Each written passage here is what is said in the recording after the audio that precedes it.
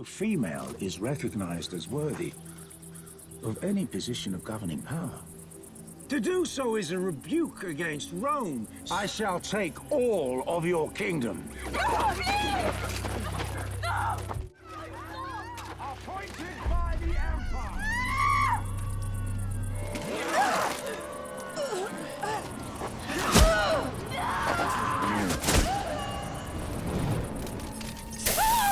The story takes place way back in 60 AD.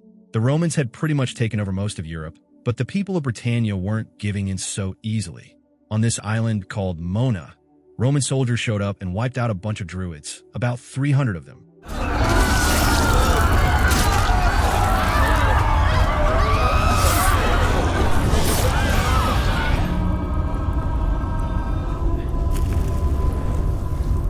Even facing death, they kept their faith alive, chanting about this powerful female warrior spirit they believed would come one day to save them all. Meanwhile, back in Rome, Commander Paulinus filled King Nero in on what happened. He mentioned how the Druids believed a fierce woman warrior might rise up.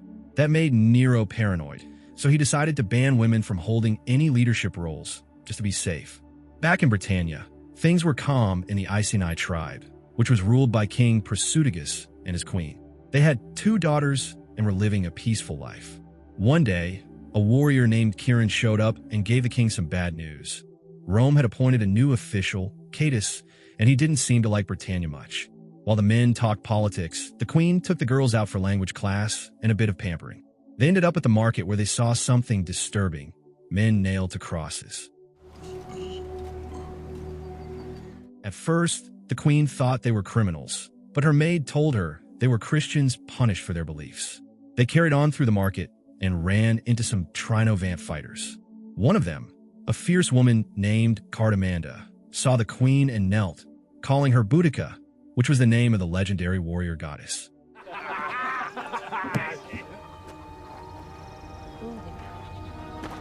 Why are they kneeling? She's like a god to him.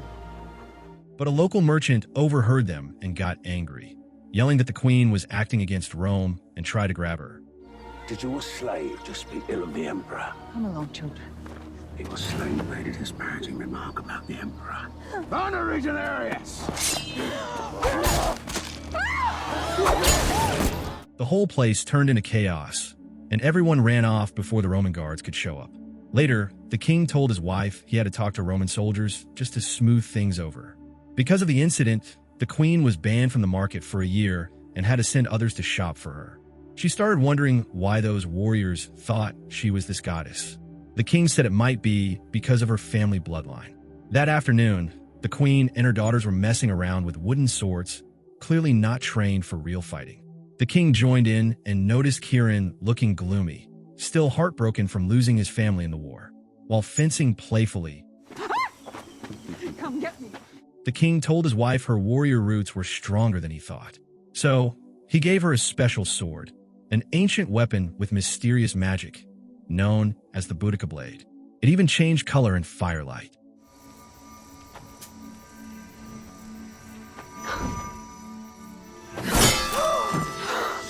The next day, the Roman official Catus dropped by with his guards. The tribe had no choice but to act respectful. Today we pay tribute to the Empire. Come. They sat down for dinner, pretending to welcome him, though his arrogant tone and obvious interest in their fort made everyone uncomfortable. Afterward, the king told his men to be extra cautious. Any little mistake could be an excuse for Catus to attack them. Trying to distract him, the king told Kieran to round up some local troublemakers and present them to Catus as a warning of how dangerous the land was. Kieran wasn't thrilled, but went along with it. The king and his group left to capture the outlaws, but when they came back, Kieran brought horrible news. Prasutagus had been killed in a surprise ambush. Come in the back! Close the gate!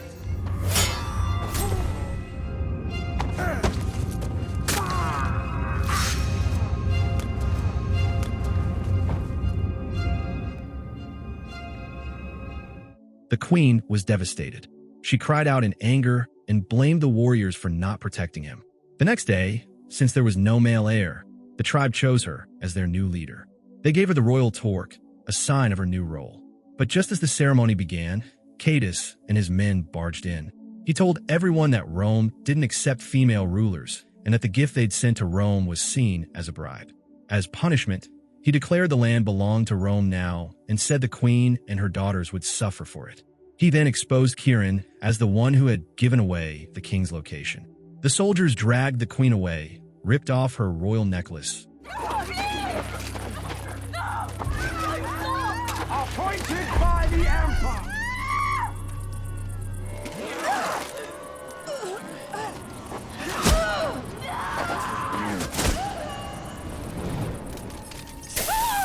Then they burned Nero's initials into her face, something usually done to slaves. That night, Cardamanda and her warriors snuck into the Roman camp, quietly took out the guards, and rescued the queen. Quiet. You must come with us.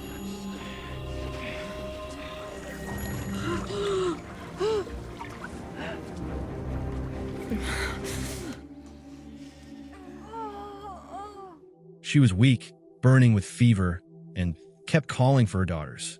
Cardamanda told her to consider their tribe as her new family. But thankfully, her daughters arrived soon after, and they were finally reunited.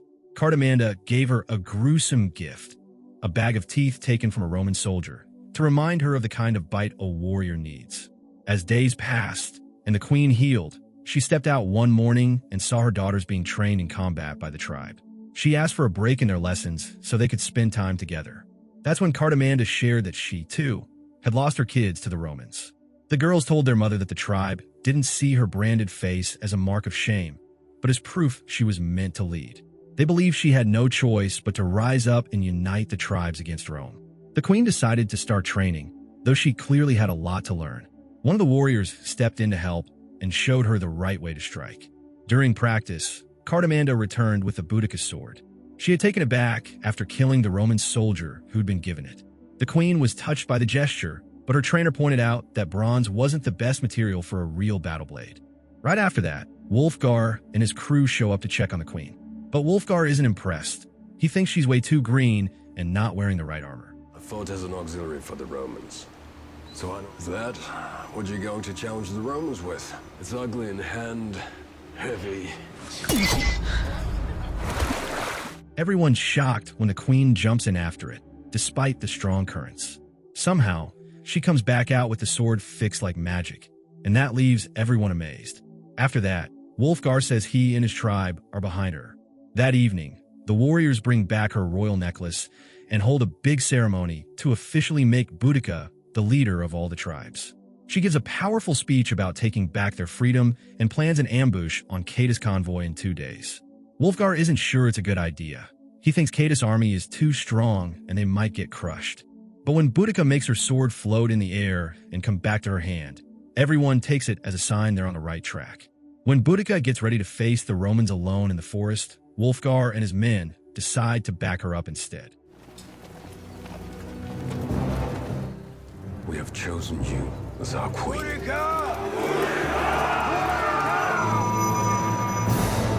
2 days later, Kirin, now with the Romans, leads a convoy through the woods. They spot Boudica standing alone in the path. She demands to meet with their commander, Cardus. At first, Kirin ignores her, but she threatens to fight, so he fetches Cardus. When Cardus arrives, he doesn't recognize her as the queen. You don't recognize me, dear Catus. Come closer, have a good look at my face. The wife of King Prasutagus. Boudica. That sparks an attack from her tribe's warriors who surround the Romans.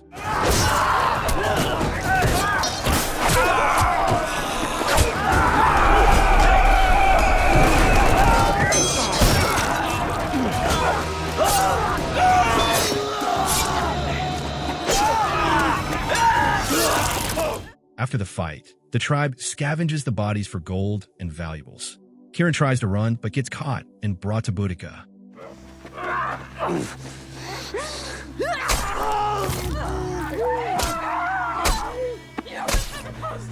What wonder day? She decides it's time to move toward Camulos, and Wulfgar agrees but says they should get the Druids' blessing first. That night, The druids bless them in an old ceremony where Boudica and Wulfgar drink from Carta's skull. Later, Wulfgar tries to flirt with Boudica, even though he already has 2 wives. She shuts him down, still loyal to her late husband. Left alone, a druid visits her and talks about life and death. He tells her daughters have died, something she can't quite accept. He assures her their spirits will always be with her. The druid also warns Boudica that her own time is near, but not before she leads her people one last time. Distressed, Boudica checks with Wulfgar if he can see her daughters. He says they're just in her head. Overwhelmed, she collapses. When she wakes up in bed, her daughters' ghosts are with her. She knows they aren't real, but feels comforted and promises they'll be together again. A few days later, Boudica's army reaches Camulos, a town where old Roman soldiers live after the locals were slaughtered.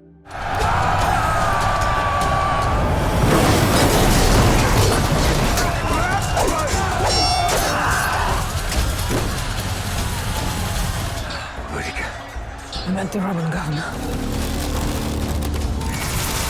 After looting, they burn the place down. Boudica says this is just the start. Back at camp, she notices the warriors celebrating by marking their faces like hers.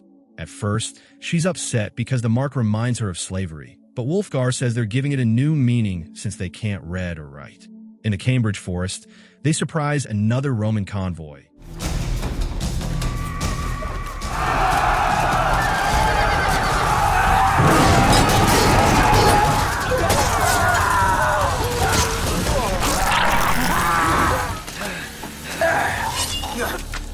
With every fight, Boudica's warriors get tougher and more ruthless, beheading enemies without hesitation.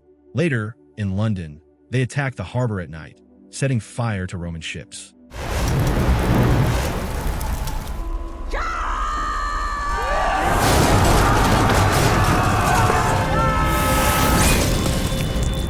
Boudica enjoys beheading the Roman captain, loving the victory. Back in Rome, chaos breaks out. Riots start, buildings burn, and people cry out for a win. Paulinus tries to protect Emperor Nero, but Nero, feeling lost and thinking of himself more as a musician than a fighter, takes his own life. Paulinus is shaken but vows to win the war for Rome and tells his army they'll leave soon. News of Nero's death and Paulinus' march reaches Britannia, worrying the tribes. Wulfgar talks to Boudica about how strong the king's army is. He wants to pull back and wait for more fighters from the north in spring. But Boudica won't hear it. She's determined to keep fighting, pushed by her daughter's spirits and not wanting to join Wulfgar's political game. They can't agree, so Wulfgar leaves with his men, and Boudica is left with only the Trinovant tribe. Next day, as they get ready for battle, they hear Paulinus is moving toward Watling Street. Boudica fires up her people with a passionate speech and a vow to take back their freedom.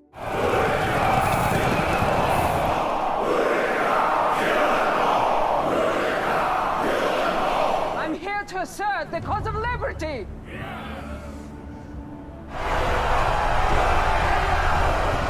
But when they rush to the road, the Romans let them pass. It's a trick. Roman archers suddenly rain arrows down, attacking hard. Turn it over! Turn it over!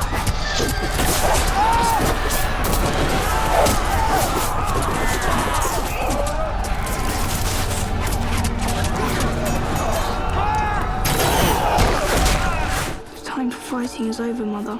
Her daughters appear to tell her it's time. Refusing to give up, Boudica prepares to fight hard.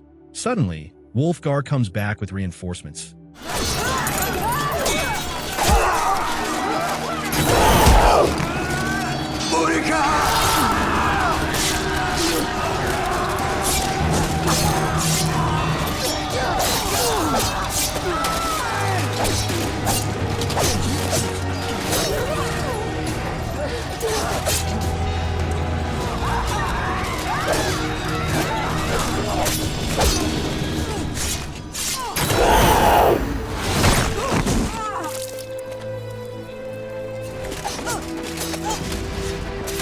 As she dies, her last thoughts are with her family.